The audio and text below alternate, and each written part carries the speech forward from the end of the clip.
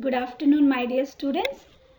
As a result of this revolt of 1857 and its consequences, as well as social reform movements which took place in our Indian history, as a result of all these things, the patriotism or nationalism rose in the Indian people's hearts. So, how did it lead to the rise of nationalism or patriotism amongst our Indians, especially the activities which led by the British, as well as the social reform movements which inspired the people, which led to the Indian nationalism? We will see the causes. Actually, it is according to the reduced portion, it is not a part of this year in 8th standard, but still it is very important concept to in 10th standard. So please do learn the factors or causes which led to the rise of nationalism in India, or as well as important factors, especially the factors means the British activities, and as well as some other few like added as the fuel, the Indian press and languages and authors, everything. It also added an introduction of Western education, and our Indian leaders inspired. All these things added as the rise of nationalism, to the growth of nationalism in Indian people's hearts. Let us see what are the factors which led to the rise of Indian nationalism. The way how I have provided in the form of bullets, you can frame the notes. The causes or factors which led to the rise of Indian nationalism. India was brought under the direct administration of the British Crown after the revolt of 1857. You already know that as the consequences of results of revolt of 1857, completely it was brought under the British Crown. Even Indian, so every Indians were unhappy under the British rule, and all the sections of the population were exploited, because all the sections of the population were exploited when our Indian rule came under the British government directly. Now, peasants and artisans were burdened with taxes. British revenue policies destroyed indigenous industries, that is our traditional industries also have got destroyed due to the British revenue policies. Next one, widespread poverty embittered the entire country. How we became as a poverty means, how did it lead to the poverty in the country, entire country? Especially the British greed for profit made them force Indian farmers to plant cash crops rather than food crops, as a result of which food production declined. So it led to the poverty. Entire country started to struggle with the poverty. This reason also led to the rise of Indian nationalism. Next, the first concerned effort by the Indians to overthrow foreign rules was made in 1857 in the form of the Great Uprising, and left an impact of the minds of the Indians. Leaders like Rani Lakshmibai, Tantiya Tope, Bahadur Shah Zafar, these people remained in the people's memory for a long time, who led the revolt of 1857 from the different parts. It remained for a long time in Indians' memory, as well as ultimately they contributed to the growth of national movement in India. Next, the British brought the whole country under their control after the revolt of 1857 by the Government of India Act of 1858. You know that what was the Government of India Act? It was completely brought under the British Crown and administration, everything. This act established uniform law and administration throughout the country. In one way, we can say that it gave us a positive impact, which created political unity in the country. Earlier, at least our Indian kings and rulers were fighting for their personal benefits and profits to expand their kingdoms and all. They were not having unity. On the other hand, we can say it is a positive impact which allowed Indian nationalism.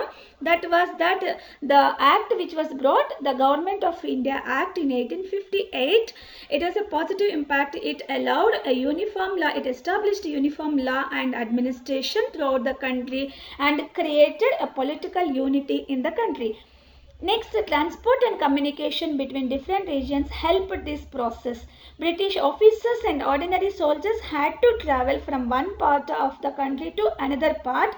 During this course, this help to growth of nationalism. Our Indian ordinary soldiers as well as British officers were traveling together and communicating with each other, and they communicated through the postal and telegraph system, and this gave us spread to the laying of network between distant regions also. Next, the British introduced modern education only to create an educated class who would help them in administrative work. For example, if you take dual government, which was imposed in Bengal, it has got failed because dual government, what was dual government? The administration was in the hands of Bengal Nawabs, and the revenue had been collected by the Britishers, and because of these things, nobody, either Bengal Nawab or the officer of British, nobody took care for the welfare of the kingdom, so that as a result it has got failure, this dual government. So that the Britishers, this is one of the example. Because of this reason, Britishers introduced modern education or Western education in helping them in the administration field, so that to appoint our Indians, by educating them with modern or Western education, Indians, they can, so that they can help them in the administration field. But this also gave as a positive blow to us, that however, with the spread of modern education, a large number of Indians imbibed a modern national, secular, democratic and political outlook. So this also, introduction of modern education or Western education also allowed a large number of Indians in imbibing the modern national, secular, democratic and political outlook, which led towards the growth of nationalism. Next cause that there was a lot of discontent among the educated Indians, because they were not considered worthy of high posts or promotions in the government services. As a result, the spread of Western education had given them a democratic and nationalist perspective. It made them conscious of their rights and introduced them to the ideas of freedom and liberty. This also we can consider as one of the positive factor which allowed towards the growth of nationalism. Next one, newspapers in English and local languages voiced the aspirations of the people and became powerful instruments for spreading national consciousness. Newspapers, many newspapers played a major role. Newspapers in regional language as well as in English language played a major role in spreading the nationalistic ideas from one part to another part throughout the country. In this way, they played a major role. Besides that, the works of scholars and writers like Bankim Chandra Chattopadhyay, then Brahmendra Harishchandra, Rabindranath Tagore, Subramanya Bharati and others also played an important role in arousing national sentiments. Their patriotic literature in various forms like poetry, fiction and general articles gave the impetus to the masses. Impetus means very fastly spread. Very faster it spread, resulting in people revolting against the British. Not only our Indian authors, scholars, besides that European scholars like Max Miller and William Jones took interest in ancient Indian literature. Their efforts led to the rediscovery of India's past glory. Indians began to take pride in their cultural heritage and civilization. Next one, very important, cause the British considered themselves superior to the Indians. They followed a policy of racial discrimination and ascendance towards Indians. Railway compartments were reserved for only Europeans, and Indians were not allowed to enter the restaurants and parks also. Moreover, the British also subjected Indians to verbal abuse and humiliation. This resentment against this degradation contributed to the growth of nationalism and patriotism in our Indians. So these are the factors which allowed towards the growth of Indian nationalism. Please do make as a notes. And one more thing, if a question has been asked, what is the role played by the press in the growth of nationalism specifically, you have to write only related to that points. So you write as 2 points as separate questions. Have you got it? And what are the British activities which made towards the which made to the rise of nationalism? Means you have to write British activities like humiliation towards the peasants, artisans, and our Indian industries, traditional industries which have got destroyed, or else the growing of cash crops rather than the food crops. These points you can mention only specified. If question has been specified, you have to mention only related to that particular point. Okay. Next, very most importantly, besides of course all these causes were in the minds of, in the hearts, which allowing as a fuel, added as a fuels in the hearts of the Indian people's heart. Besides that, the very immediate causes which made our Indians to growth towards the growth of nationalism was immediate causes, the repressive policies of Lord Lytton. During that time, Lord Lytton, of British officer who announced the repressive policies, the Viceroy of British's Lord Lytton imposed few policies which allowed them to the growth of nationalism. That was the introduction of Vernacular Press Act. Vernacular is nothing but regional or local. Vernacular Press Act or regional languages Regional Languages Press Act, which was imposed in 1878, severe censorship on the Indian press. So they said that he made an act. According to this act, all the regional newspapers publishing those press should be stopped. So that which were especially publishing he made as a severe censorship on the Indian press, on the regional languages press, newspapers and journals, so that they could stop the spreading of nationalism and patriotism through the press and regional language newspapers. He thought in that way and he passed an act. During that time, the Viceroy of the British, Lord Lytton, very, very important. Next one which he imposed, that he also passed the Arms Act. Arms is nothing but weapons. Arms Act in 1879, which forbade the Indians to possess arms, to use the arms without license. But this Arms Act is not applicable to the Europeans.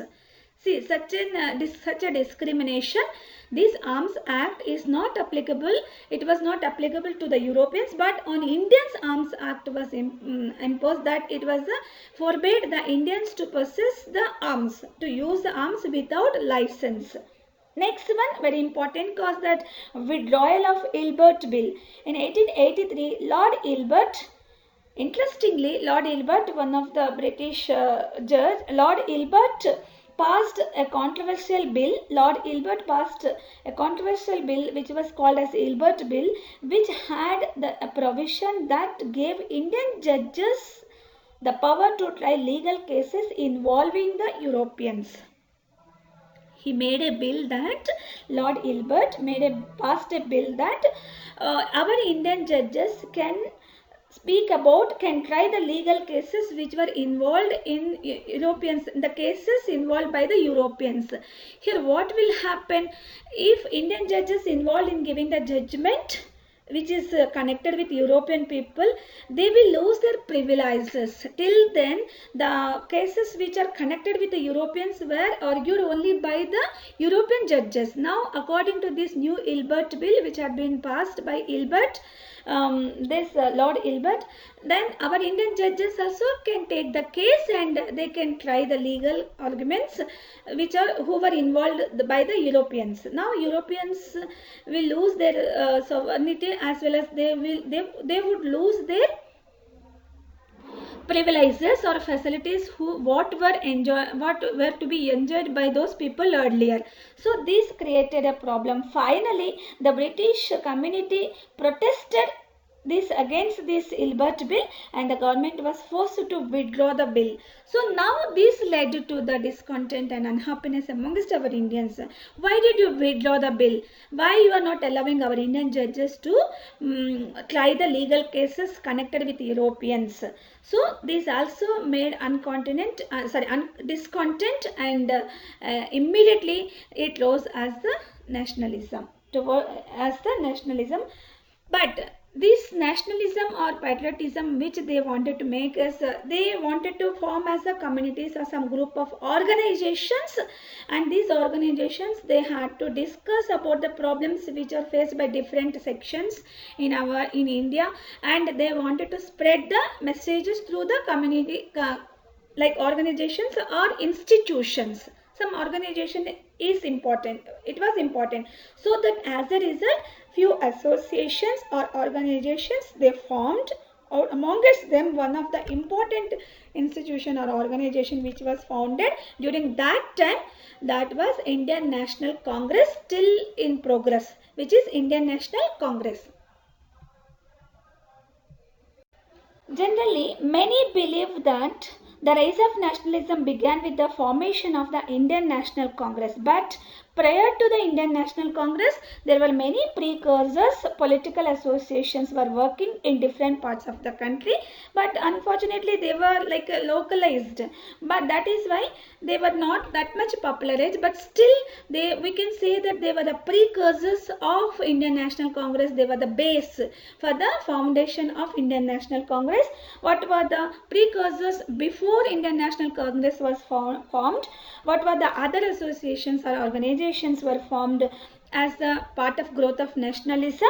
The British Indian Association, the Bombay Association, the Madras Native Association, the Sarvajanik Sabha of Pune, and the Indian Association. Just you learn the names of these associations with the years when they were established. And now we will see the important organization, one of the important organization which was founded with the intention, with some aims and objectives as a part of growth of nationalism in India. That is the Indian National Congress, was founded by Alan Octavian Hume, a retired English civil servant, in 1885. Interestingly, it was Alan Octavian Hume. He was a retired English civil servant who helped to form the political organization which allowed the Indians to spread the nationalism with some objectives and aims. So what are the aims or objectives of Indian National Congress? Very important. To promote and consolidate the feeling of national unity, to formulate popular demands and present them before the government, to bring together leaders from different parts of the country, to remove racial, religious and caste prejudice, and to create public opinion in the country. Very important objectives, very important concept connected to the in the 10th standard, who was the founder of Indian National Congress and when it was founded and what were the aims or objectives of the Indian National Congress. All these things please do learn, and names of the precursors of Indian National Congress. Besides that, now from 1885, it started in December 29, 30, 31st in 1885, its first session in Mumbai. First session was held in Mumbai under the presidency of W.C. Banerjee, Umesh Chandra Banerjee. So it started to conduct every year sessions. So first 3 sessions I have mentioned here because in 10th standard it is also one of the question. When were the first 2 sessions were held, where were they held, as well as who were the presidents of the first 2 sessions. So just I have given you here 3 sessions. First session was held in 1885 December 29, 30, 31st in Mumbai under the presidency of W.C. Banerjee. Next, second session in 1886 in Kolkata under the presidency of Dadabhai Naoroji, and the third session was held in 1887 in Madras under the presidency of Badruddin Tyabji.